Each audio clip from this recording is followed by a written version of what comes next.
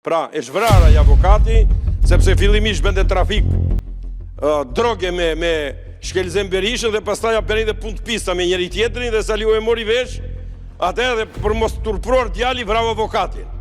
Pra, e shvrasës nuk është problemi vetëm i Kostar Trebickës. Avokati Hidayet Beqiri paralajmëron se do të ketë arrestime të bujshme para zgjedhjeve parlamentare të 11 majit.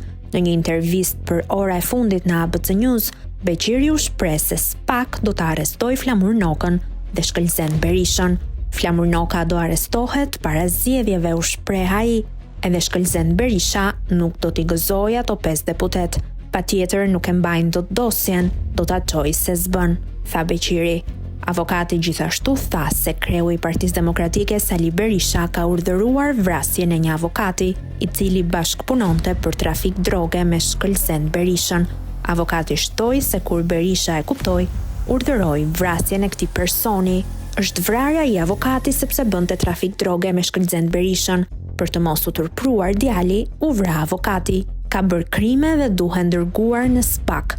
Një krim makabër është edhe vrasja e 3 haklajve. Doja dëgjoni Krismën këto ditë. Ka eliminuar të ndjerin Gjon. Nuk po ja them biemrin. Gjoni shkret e kishte mik Sali Berishën. Nuk e kurseu. Në Morin i mori eskort serbe dhe e priti në Mitrovic.